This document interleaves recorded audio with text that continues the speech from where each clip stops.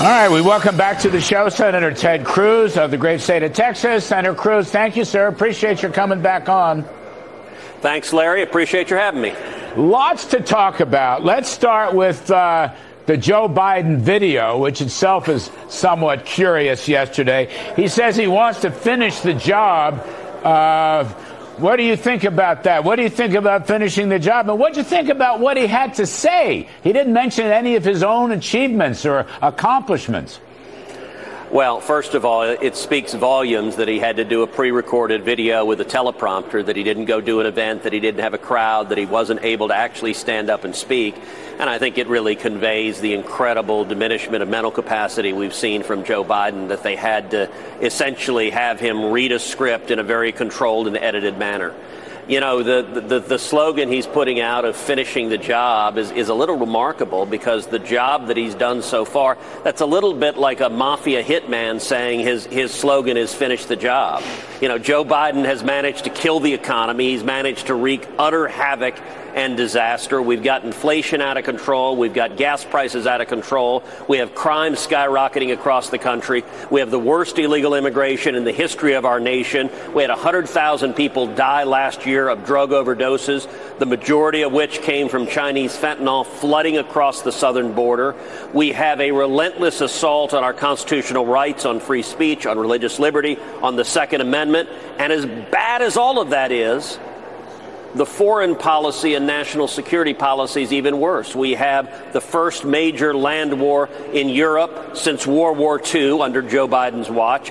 Every enemy of America is stronger today under Joe Biden's watch, from Russia to China to Iran to North Korea. There's a reason in his entire video. What does he talk about? He talks about Donald Trump. He hates Trump. He hates Trump. We got that. But he can't talk about a damn thing he's done in office, because every single thing this president and this vice president have touched, they have done damage and they've hurt the American consumers. Can I come back to that point? You mentioned this vice president.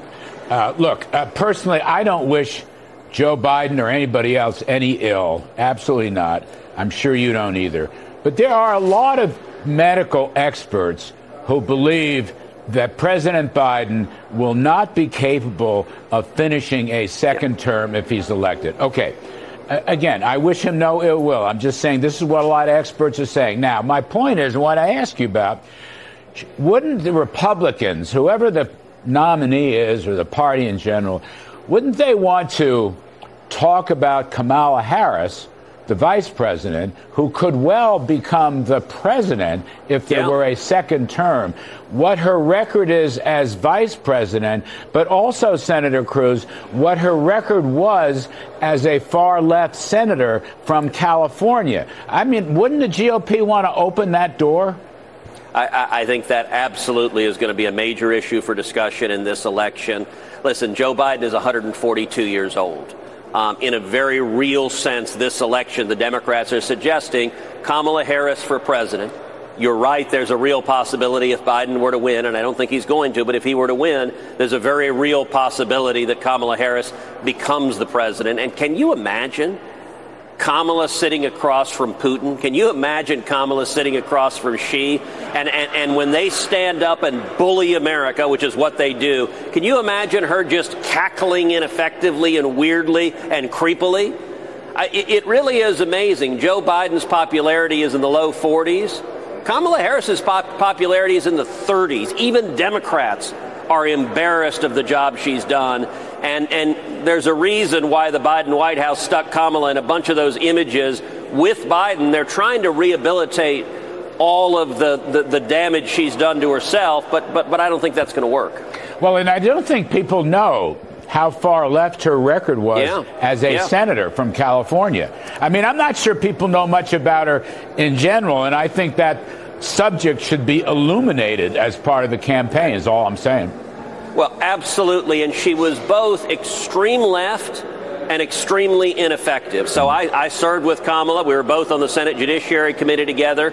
On every issue, 100% of the time, she could be counted on to embrace the radical left position on issues of the judiciary and law and order. She would defend abolishing the police. She'd defend George Soros prosecutors who let murderers and violent criminals go. On every issue, when it comes to the First Amendment, she would advocate taking away your right to free speech. She would advocate taking away your religious liberty. She absolutely and enthusiastically would advocate taking away your Second Amendment right to keep and bear arms. Now, the one good side, oddly enough, is she was very ineffective at doing all of that. She'd give a speech, but in the time she served in the Senate, I don't know a single thing she passed. I've passed 97 different pieces of legislation into law. I don't know that Kamala has passed any, and there's a reason right now the Biden White House basically keeps her in a basement locked up, because when they send her to do something, she messes it up. All right, let me switch gears just a second. As you know, Title 42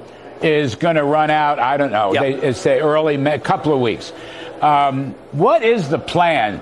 I mean, a lot of experts are saying as many as 2 million more people will come across the border without Title 42, which for all of its imperfections worked pretty well. I mean, is it going to be redefined?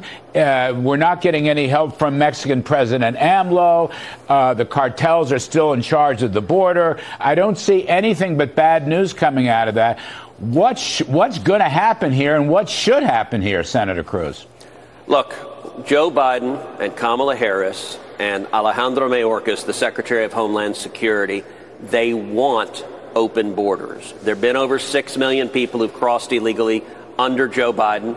That is by design. That's the outcome they want. They want this politically because they look at those 6 million people coming illegally and they see future Democrat voters. Their objective in the next 2 years, they want another 6 million. They want another 10 million to come illegally. They are trying to fundamentally change this country.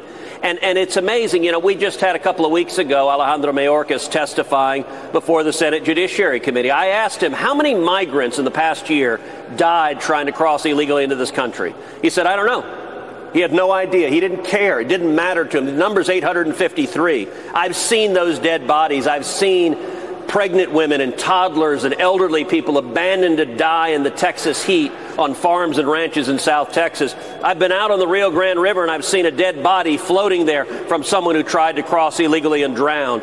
And this administration doesn't care. I've seen the women who were sexually assaulted by the human traffickers. I've seen the little boys and little girls physically assaulted, sexually assaulted by the thousands. And this administration doesn't care. And I'll tell you how bad it is, Larry.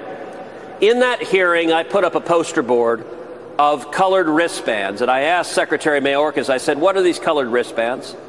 And he said, I don't know. I have no idea. And I got to admit, that answer shocked me. I did not expect that. I told him, I said, Mr. Secretary, you've just told the American people you are utterly incompetent at your job and you don't care enough to even pretend.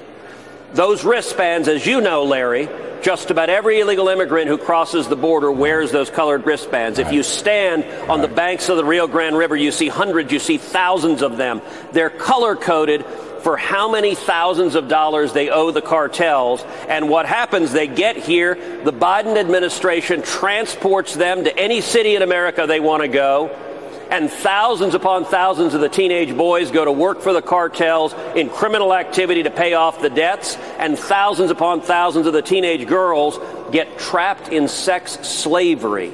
This is modern-day slavery that Joe Biden and Kamala Harris have ushered in, and not only do they not intend to stop it, their only plan is to make it faster and more efficient and even bigger. So obviously you want to retire Joe Biden. I get that. And yes. Kamala Harris. In all honesty, just in the last moment, sir, which of the Republican candidates do you think has the best chance of defeating Joe Biden? Honest answer. Ted Cruz, honest answer. Listen, Larry, I think we've got a whole primary that's playing out. I'm staying out of it. I think the top two candidates are clearly Donald Trump and Ron DeSantis. I think the two of them are going to beat the living daylights out of each other. Both are friends of mine. Both are people I respect deeply.